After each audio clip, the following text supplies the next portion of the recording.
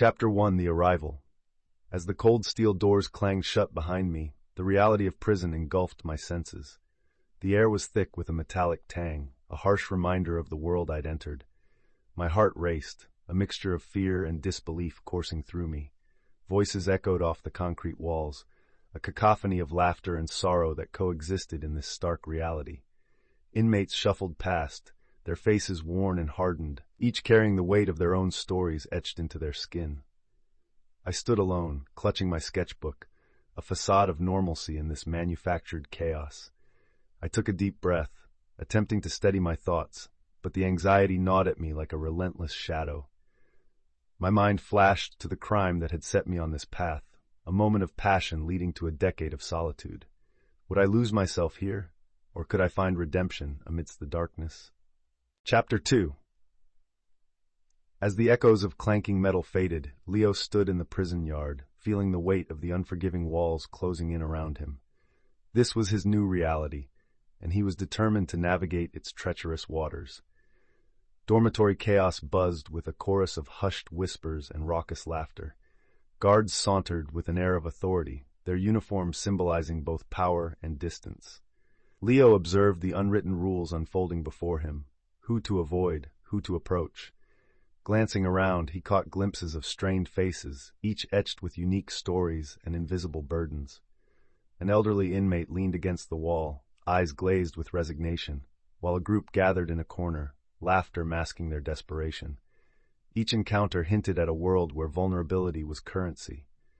With a deep breath, Leo stepped forward, ready to learn the intricate dance of survival, clinging to the hope that he wouldn't lose himself in the process. Chapter 3: Just Us. As I sat on the cold concrete bench, I caught sight of Marco, the gentle giant, slowly making his way across the yard. His towering frame contrasted sharply with the heavy shadows of despair that clung to this place. I remembered the first whispers of his story, wrongfully convicted for a crime he didn't commit. The deep lines on his face spoke of a quiet strength and a burden of injustice that weighed heavily on his shoulders. Our conversations began with simple exchanges about the weather and quickly blossomed into deeper discussions about dreams and regrets. Marco had a knack for finding joy in even the smallest things, like sunlight filtering through the barred windows or the sound of laughter among inmates. His resilience sparked something within me, a flicker of hope amidst the encroaching darkness. Through our connection, I began to understand that even in a place like this, friendship could be a powerful lifeline. Chapter 4: Rena's Resilience. As the sun dipped below the prison walls, casting long shadows in the yard, I met Rena, a fiery spirit cloaked in toughness. Her laughter danced defiantly against the concrete, an echo of the vibrant street life she once knew. In her piercing eyes, I saw the weight of survival, a life marked by struggle and betrayal. Rena's story unfolded like the layers of a mural, revealing a troubled past of foster homes and street corners where she had learned to fend for herself. We bonded over shared moments of vulnerability, discussing dreams stifled by circumstance, yet still flickering in our hearts. One evening, as we sketched under the dim fluorescent lights, Rena revealed her desire to break the cycle of pain. "Art's the only way I can scream without being heard," she shared, her voice thick with emotion. In her resilience, I found inspiration, reminders that, even in solitude, hope could still bloom amidst the rubble of our old lives. Chapter 5: Doc's Wisdom. As I approached the rec yard, the sun's rays filtered through the chain-link fence, illuminating an elderly figure seated on a worn bench. Doc, they called him, an inmate whose years behind bars had etched deep lines of wisdom across his weathered face. Beneath his tough exterior lay a reservoir of knowledge and stories that intrigued me. One afternoon, I sat beside him, listening intently as he recounted tales of his youth, filled with laughter and regrets. "Life, Leo," he said, his voice gravelly yet soothing, "is a canvas. We paint it with our choices.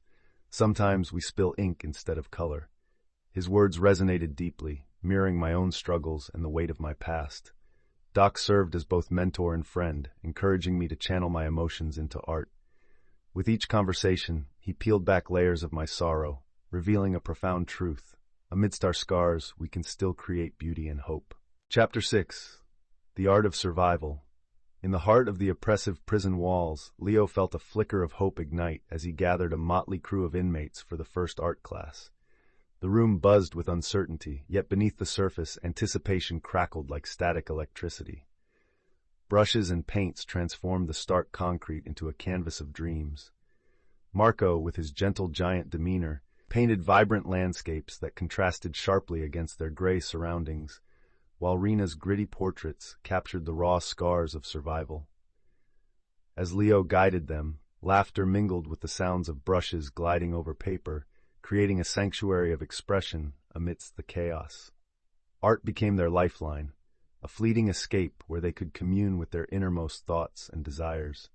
In this creative haven, vulnerability turned to strength, and the inmates forged bonds that defied the isolation surrounding them.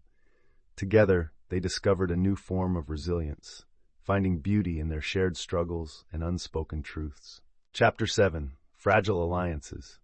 As the days turned into weeks, Leo found himself navigating the treacherous waters of prison dynamics.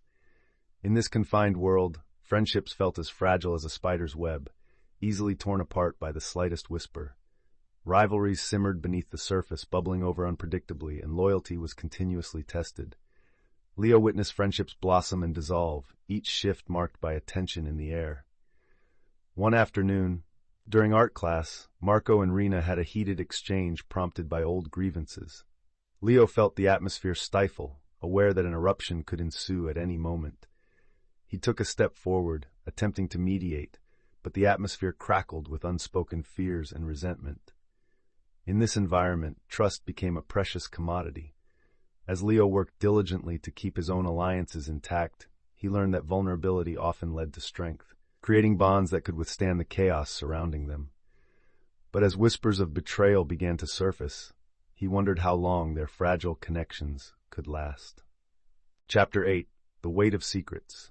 As the days melded into weeks, Leo found himself ensnared in a web of hidden truths among the prisoners. One night, while sketching in the dim light of his cell, he overheard hushed voices drifting from Marco and Rena's corner of the dormitory. Their quiet confessions laid bare a reality he had begun to understand. Each inmate carried the weight of a painful secret, a shard of their past that shaped them. Marco spoke of his innocence, framed by a system that rarely listened. Rena revealed the family she lost, her fight for survival leading her to a path of regret.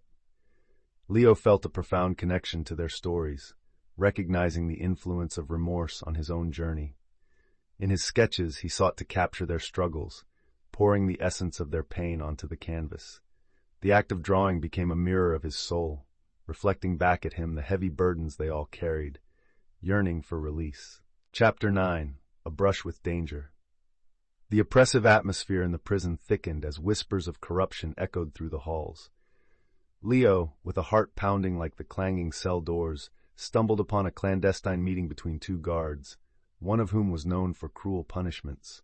They exchanged hushed words about keeping the peace in exchange for favors, a chilling reminder of the power dynamics that ruled this place.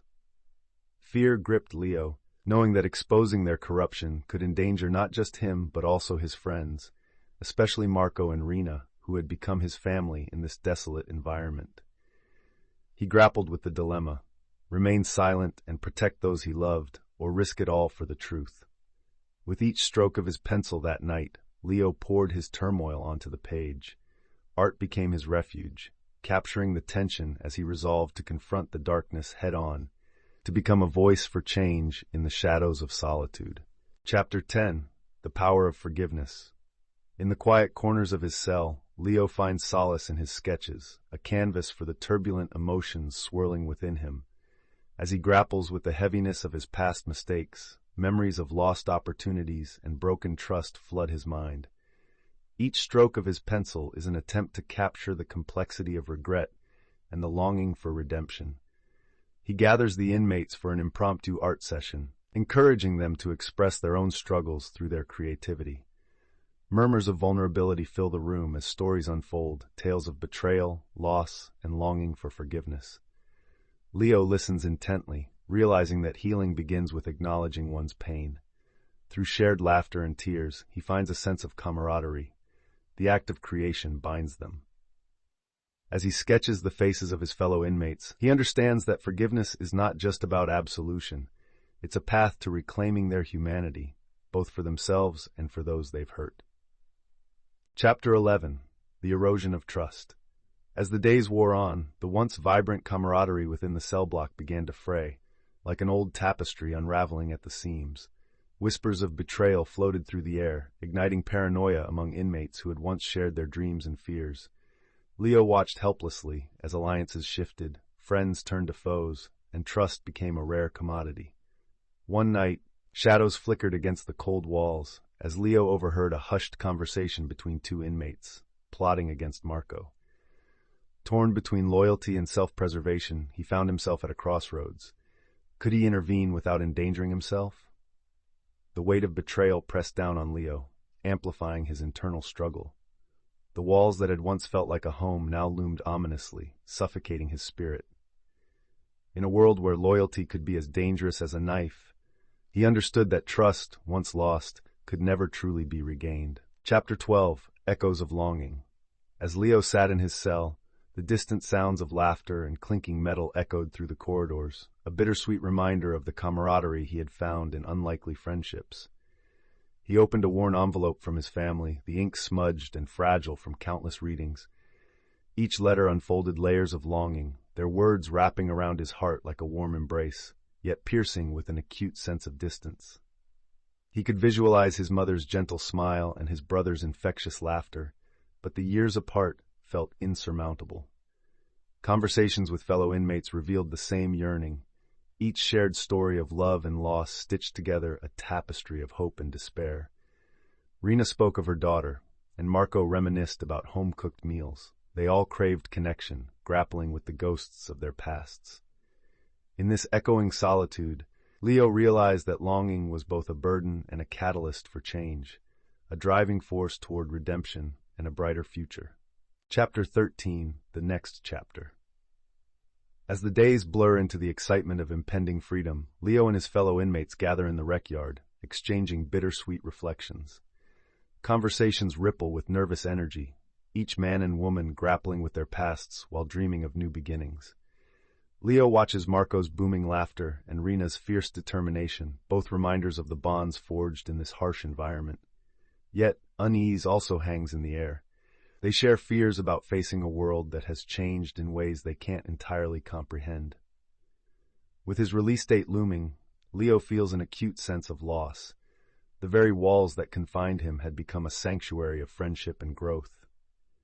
In poignant letters shared under the fading sun, Leo expresses his gratitude for their shared struggles. As the last echoes of prison life whisper around them, he vows to carry these lessons into the unknown future, forever marked by the scars of their past.